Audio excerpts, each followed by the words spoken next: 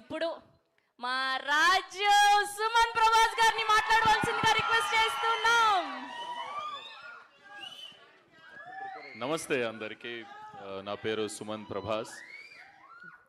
ముందుగా అందరికీ happy new year. ఇక్కడికి వచ్చిన మీడియా వాళ్ళందరికీ, ఆడియన్స్కి అందరికీ థ్యాంక్ యూ సో మచ్. మీరు అందరు వచ్చి మాకు ఇట్లా బూస్ట్ ఇస్తున్నందుకు డెఫినెట్లీ ఇది చాలా ఎంకరేజ్మెంట్ ఇస్తుంది. ఎందుకంటే ఈ స్టేజ్ నేను చాలా రోజుల తర్వాత ఎక్కినా. It's like 2.5-3 years almost. నా ఫస్ట్ సినిమా చేసిన తర్వాత ఈ సినిమా చేసిన.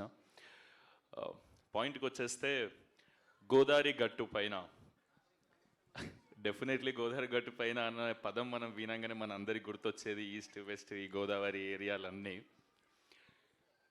నేను ఆ గోదావరి ఏరియాకి ఫస్ట్ టైం వెళ్ళినా నా లైఫ్లో, అంటే ఈ సినిమా షూటింగ్ కోసమే.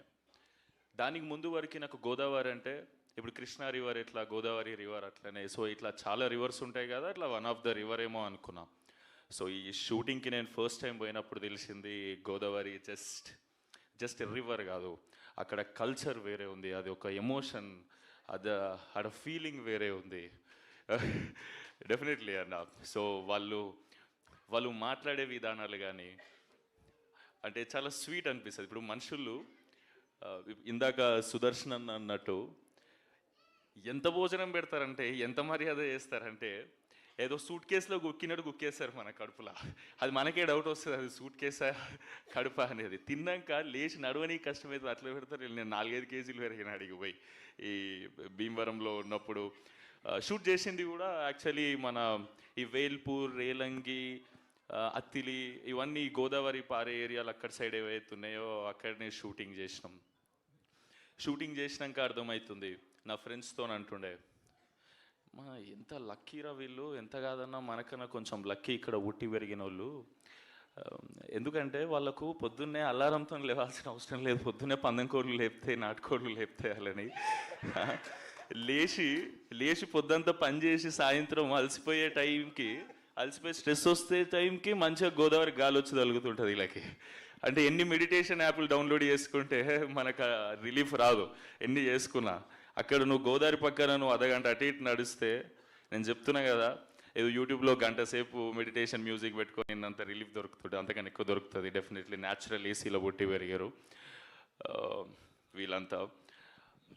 నేను అనుకునేటోడిని, అరే కేరళ పోతే మస్తు ఉంటుంది, వింటర్ సీజన్లో కేరళ పోతే మస్తు ఉంటుంది అని. కేరళ కన్నా చాలా చాలా బ్యూటిఫుల్ లొకేషన్స్ ఉన్నాయి మన గోదావరి ఏరియాలలో.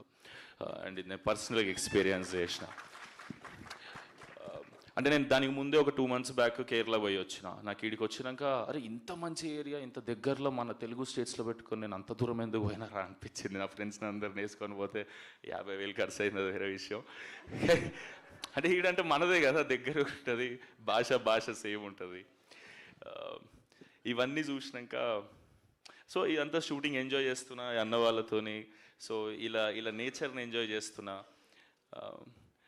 కానీ ఈ కథ నాకు చెప్పినప్పుడు కూడా ఇవంతా ఎంజాయ్ చేస్తున్నా, నేను వెనకకు పోయి ఒకసారి ఆలోచించుకునేటోని స్టోరీ ఎట్లా ఓకే చేసిన నేను ఇది అని.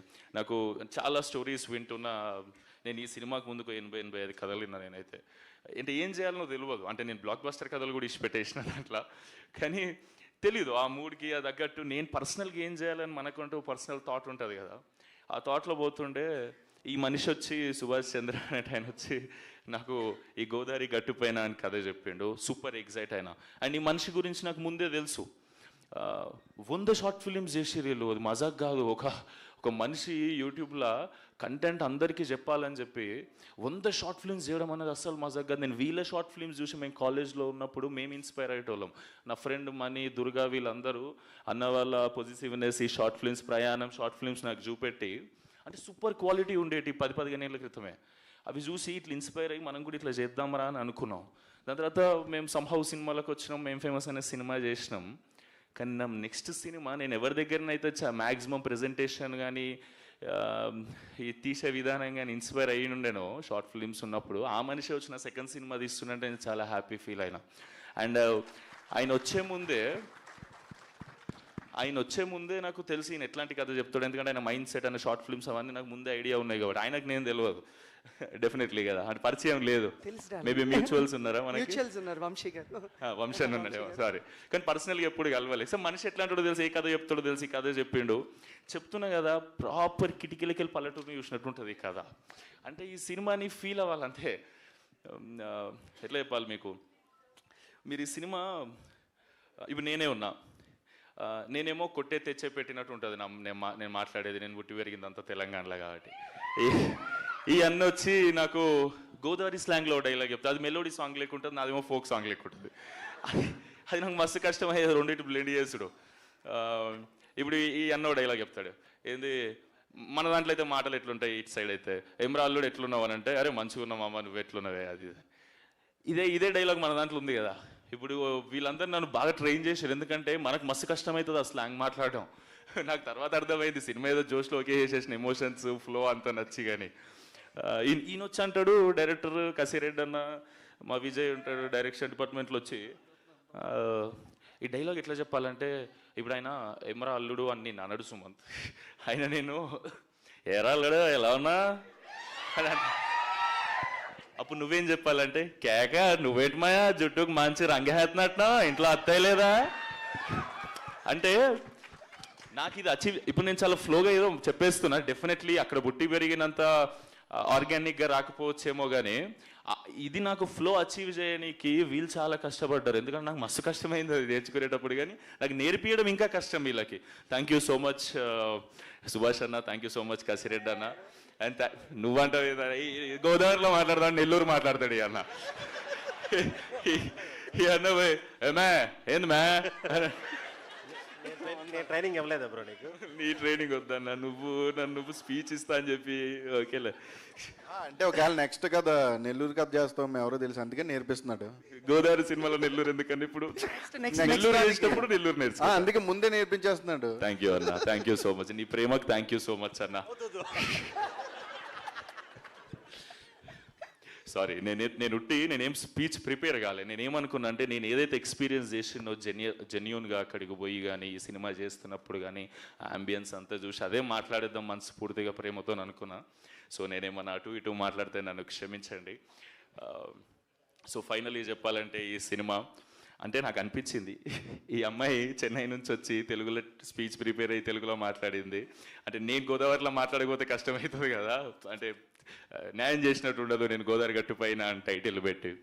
సో మీ అందరికీ లాస్ట్ ఒక మాట చెప్తున్నా, గోదావరి స్లాంగ్లో చెప్పడానికి ట్రై చేస్తున్నా డెఫినెట్లీ. Thank you. చెప్తున్నాను కదండి, మీరు కానీ టికెట్ కొని థియేటర్లో కూర్చుంటే గోల్డెన్ అవర్లో గోదావరి పడవెక్కినట్టు ఉంటుందండి ఈ సినిమా. మీరు చాలా ఎంజాయ్ చేస్తారు, సూపర్గా ఎంజాయ్ చేస్తారు. కానీ ప్రామిసెస్ చెప్తున్నా, సమ్మర్లో పోతే మాత్రం సహారా డెజర్ట్ ఫీలింగ్ ఇచ్చింది ఇది. అంటే నాకు అలవాటు లేదు, ఎప్పుడు పోయినా వింటర్లో పోయినా షూట్లకు, లాస్ట్ షెడ్యూల్ ఒకటి సమ్మర్లో పోయినా అమ్మో వేరే లెక్కుండే. కానీ ఎంజాయ్ చేసినాం, మనుషుల ప్రేమ మనల్ని అవన్నీ మర్చిపోయేటట్టు చేస్తుంది. And thank you so much, and thank you so much నా ప్రొడ్యూసర్స్కి, అభినవ్ అన్న, రెడ్ పపెట్ ప్రొడక్షన్ హౌస్, చాలా ప్యాషనెట్ ప్రొడ్యూసర్స్. పొలాల రేట్లు పెరిగినాయని ఎందుకు అవుతారన్నా ప్రొడ్యూసర్స్, నువ్వు గమ్మత్ లేదు అన్న, చాలా ప్యాషనెట్ ప్రొడ్యూసర్, నేర్చుకుంటూ దాని గురించి. ఇవాళ రేపు చాలామంది డబ్బులు ఉన్నాయంటే పెట్టేసి సినిమా చేస్తారు, మనిషి అట్లా కాదు, చాలా క్రాఫ్ట్ నేర్చుకొని దాని మీద ఇది ఏది ఎంత పెడితే ఏ స్కేల్లో వస్తుంది. అంటే ఫస్ట్ టైం తీసిన ప్రొడ్యూసర్ ఈ క్వాలిటీ, మీరు టీజర్ చూస్తే మీకు క్వాలిటీ మంచిగా అనిపించిండొచ్చు కదా అనుకుంటున్నా. సో నేను సాటిస్ఫై అయినా, నా సెకండ్ సినిమా ఇట్లుంటే బాగుంటుందని. ఆ రేంజ్లో తీసినందుకు thank you so much Abhinav అన్న, and thank you for everything whatever you have done for me అన్న. ఎందుకంటే నన్నే కాదు, ఈ అన్న నన్ను నా ఫ్రెండ్స్ అందరినీ కూడా ప్రేమిస్తాడు అన్నట్టు. థ్యాంక్ యూ సో మచ్ అన్న, మా అందరినీ నువ్వు ఇన్ని రోజులు భరించినందుకు thank you so much. Thank you for everything. అదే నువ్వు ఏందన్నా, నువ్వు మొహమాటం ఏందన్నా ఇది, నువ్వు కిందికి రా ఒకసారి. కాదన్నా నువ్వు ఒకసారి కిందికి రా, ఇది అరే ఒక్కసారి ప్రేమించుకో. ఇప్పుడు గ్రూప్ ఫోటో కోసం, ఒక్కసారి గ్రూప్ ఫోటో కోసం మా ప్రొడ్యూసర్ అభినవ్ గారిని సాదరంగా వేదిక మీద మనం పలికేస్తున్నాం. రెడ్ పపెట్ ప్రొడక్షన్స్ బ్యానర్ పై అంటే ఇంత మనిషి అద్భుతమైన రాసినట్టే ఉంటాడు. సినిమాని మొహమాటం అంటే నిజంగా మొత్తం మొహమాటమే. ఎగ్జాక్ట్. అందించబోతున్నటువంటి అభినవ్ గారు ఈస్ హియర్. అండ్ అలాగే మా కాస్ట్యూమ్ డిజైనర్ శివ గారిని కూడా సాధారణంగా వేదిక మీదకి ఆహ్వానం పలికేస్తున్నాం. అండ్ సౌండ్ డిజైనర్ నాగార్జున గారిని, ఎగ్జిక్యూటివ్ ప్రొడ్యూసర్ మధు గారిని, అండ్ యాక్షన్ కొరియో